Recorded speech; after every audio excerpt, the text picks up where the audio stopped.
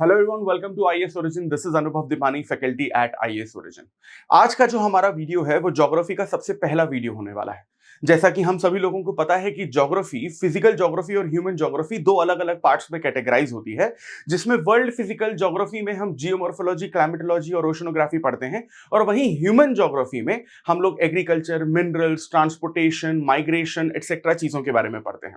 आज का जो हमारा टॉपिक होने वाला है वो one of the most interesting और इंपॉर्टेंट टॉपिक है आपके वर्ल्ड फिजिकल ज्योग्राफी का, जिसमें आज हमें पढ़ना है वोल्केनो के बारे में। लेकिन वोल्केनो के बारे में पढ़ने से पहले सबसे पहले हमें अर्थ के इंटीरियर स्ट्रक्चर के बारे में पढ़ना होता है। जब तक हमें पता नहीं चलेगा कि इस धरती या जमीन के अंदर का स्ट्रक्चर किस तरीके का है, तब तक हम ये नहीं समझ पाएंगे कि वोल्केनो, अर्थक्वेक, सुनामी जैसी जो एक्टिविटीज होती हैं उनका ओरिजिनेशन किस तरीके से होता है।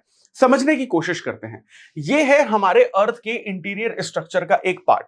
देखिए, जब भी आप लोग मार्केट में जाते होंगे किसी फल को खरीदने के लिए, मान लीजिए कि आप लोग कोई तरबूज खरीदने के लिए गए हैं और हम उससे पूछते हैं ठेले वाले से कि भैया ये तरबूज मीठा है कि नहीं, तो वो भैया क्या करते हैं कि एक ऐसा ट्रायंगल शेप उस तरबूज से हमें काट के दे देते हैं, जिससे कि हमें उस तरबूज का इंटीरियर स्ट्रक्चर पूरी तरीके से समझ में आ जाता है। तो आप मान लीजिए कि ये जो बेसिकली शेप आपको दिख रहा है, ट्रायंगल शेप, ये अर्थ का ही एक पीस काट के हमने जूम आउट करके रखा हुआ है, ठीक है। और यहां पर हम ये देखते हैं कि 0 से 60 किलोमीटर तक क्रस्ट, 60 किलोमीटर से लेके 2900 किलोमीटर तक मेंटल, और 2900 किलोमीटर से लेके करीबन 6400 किलोमीटर तक हमें कोर देखने को मिलता है, जिसमें सिलिका, एल्यूमिनियम, निकेल, आयरन, अलग अलग तरीके के मिनरल्स हमें देखने को मिलते हैं। ये तो आपकी स्टडीज के लिए इंपॉर्टेंट है ही, लेकिन इसके अलावा सबसे दो और इंपॉर्टेंट टर्मिनोलॉजी फिजिकल ज्योग्राफी की हैं, लिथोस्फीयर और एस्थेनोस्फीयर।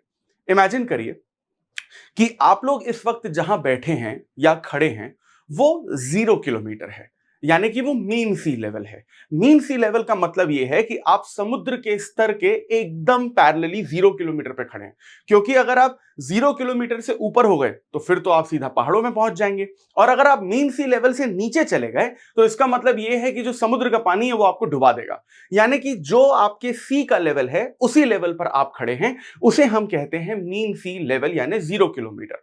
अब जहां पर इस वक्त मैं खड़ा हूं, अगर मैं यहीं से एक बहुत गहरा गड्ढा खोदना शुरू कर दूं और जमीन के नीचे 100 किलोमीटर तक चला जाऊं, तो 0 से 100 किलोमीटर की ये जो लेयर रहेगी, इसे मैं बोलूंगा लिथोस्फीयर। अब देखिए, प्रैक्टिकली तो ये पॉसिबल है नहीं, क्योंकि ह्यूमंस अर्थ के नीचे अब तक सिर्फ 12 किलोमीटर जा पाए हैं, वो भी ईस्टर्न रशिया में नेचुरल गैस और ऑयल की खोज में। लेकिन फिर भी हाइपोथेटिकली हम ये सोचने की कोशिश करते हैं कि हम जहां पर हैं उससे हमने 100 किलोमीटर नीचे गड्ढा खोद दिया, और ये 0 से 100 किलोमीटर की जो डेप्थ है वो हमारी कहलाती है लिथोस्फीयर। उसके बाद 100 किलोमीटर से फिर से हमने गड्ढा खोदना शुरू किया और जमीन के नीचे 400 किलोमीटर तक चले गए। तो ये जो बेसिकली 100 से 400 किलोमीटर की डेप्थ है वो आपकी कहलाती है एस्थेनोस्फीयर।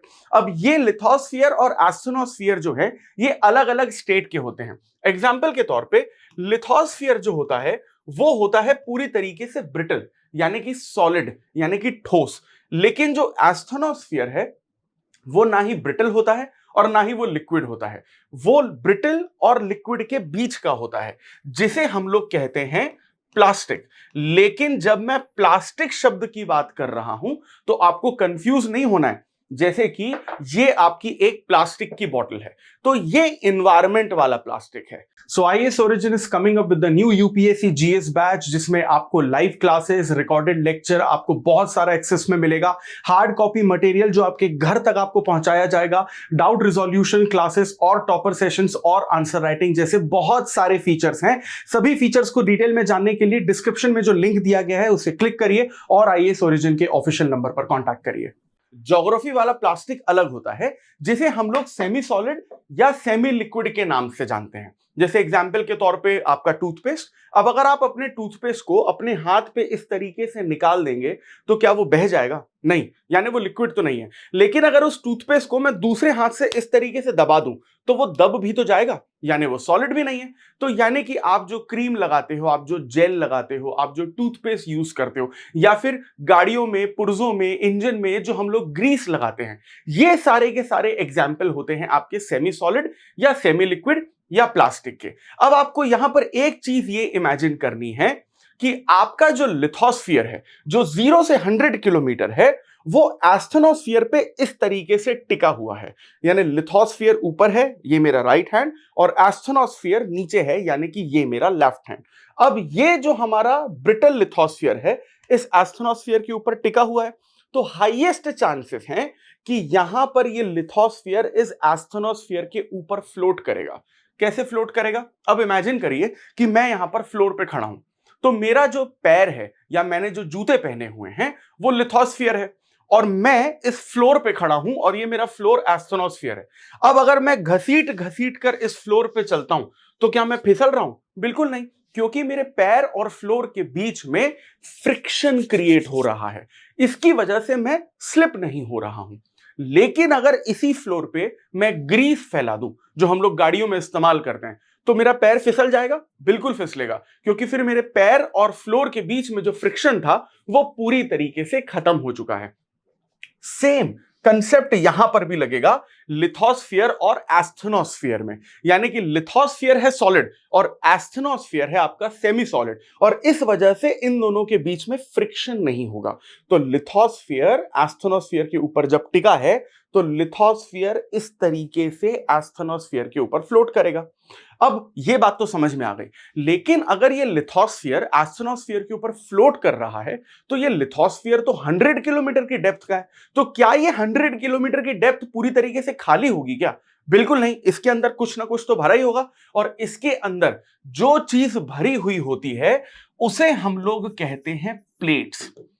प्लेट्स दो तरीके की होती हैं, एक होती है आपकी कॉन्टिनेंटल प्लेट और एक होती है आपकी ओशनिक प्लेट। अब ये कॉन्टिनेंटल और ओशनिक प्लेट क्या है, इमेजिन कैसे करें? देखो, आपने शादियां तो अटेंड की ही होंगी या किसी की शादी में रिसेप्शन में तो गए होंगे, तो वहां पर आपने बर्फ की बड़ी बड़ी सिल्लियां देखी होंगी। बहुत सारी बर्फ एक साथ रखी होती है जिसको बोरे में बांध के रखा जाता है ताकि वो जल्दी से पिघले ना।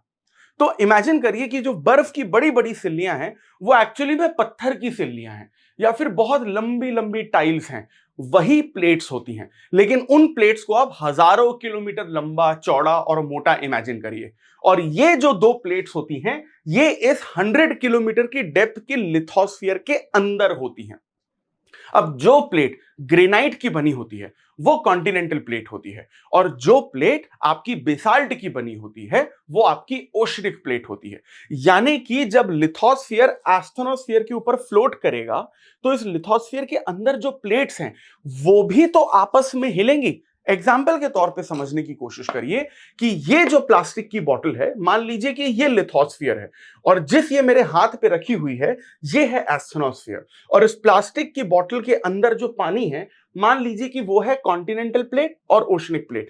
अब मैं इस प्लेट को, लिथोस्फीयर को इस तरीके से फ्लोट करवा रहा हूं, तो आप देख रहे हैं कि इसके अंदर का जो पानी है वो भी मूव कर रहा है। तो जिस तरीके से इस अंदर का पानी मूव कर रहा है, लिथोस्फीयर भी जब फ्लोट करेगा तो उसके अंदर की जो प्लेट्स हैं वो भी मूव करती रहेंगी। अब जब ये प्लेट्स मूव करेंगी तो आपस में टकराएंगी भी तो सही, और हो सकता है अलग भी हो जाएं। जब ये प्लेट्स किसी भी तरीके से मूव करती हैं अलग अलग डायरेक्शन में, तो कई बार दो प्लेट्स साथ में आके जुड़ जाती हैं, इसे हम कहते हैं कन्वर्जेंस। या कभी कभी ये प्लेट्स एक दूसरे से अलग भी हो जाती हैं, इसे हम कहते हैं डाइवर्जेंस। या कभी कभी ये प्लेट्स एक दूसरे के आसपास से इस तरीके से निकल जाती हैं, इसे हम कहते हैं ट्रांसवर्स।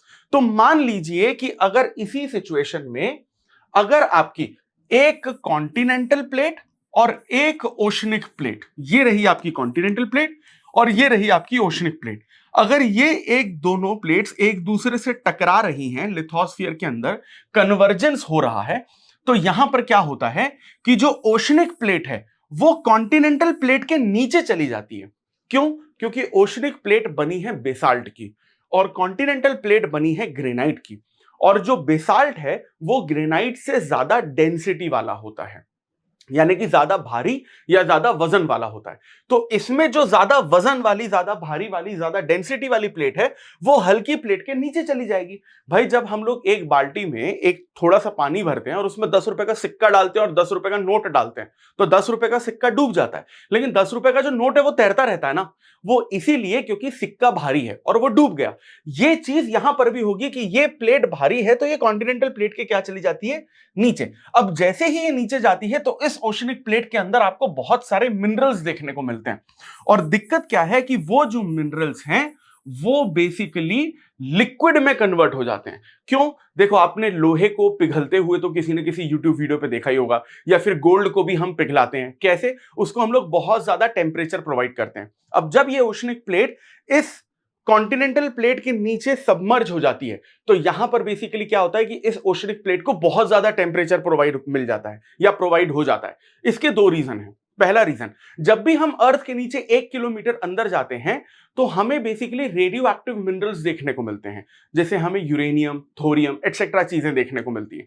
उसकी वजह से अर्थ का टेम्परेचर बहुत ज्यादा है नीचे, और ओशनिक प्लेट जैसे जैसे अर्थ के नीचे जाती है ओशनिक प्लेट का टेम्परेचर बढ़ता है और वो जो सॉलिड मिनरल है वो लिक्विड में कन्वर्ट हो जाता है। दूसरा, ये जो कॉन्टिनेंटल प्लेट है उसका वजन भी तो ओशनिक प्लेट पे पड़ रहा है। आप एक काम करिए, आप अपने एक हाथ को दूसरे हाथ से जोर से दबाइए 3-4 सेकंड के लिए, और फिर जब आप अपने हाथ को छोड़ेंगे और फील करेंगे तो आपको थोड़ी सी हीट महसूस होगी।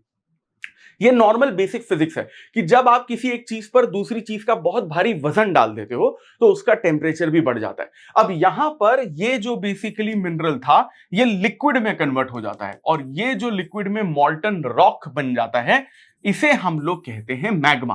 अब ये जो मैग्मा है ये तो गर्म है, तो ये बेसिकली ऊपर आने की कोशिश करता है और ये ट्राई करता है कि कहीं ना कहीं किसी ना किसी तरीके से ये मैग्मा अर्थ के बाहर आ जाए। ये कैसे हो पाता है? ये ऐसे हो पाता है कि जो warm air and warm liquid always rises up. हम लोगों ने किचन में हमेशा मम्मी को या अपनी बड़ी बहन को या खुद भी खाना बनाते हुए तो देखा ही होगा।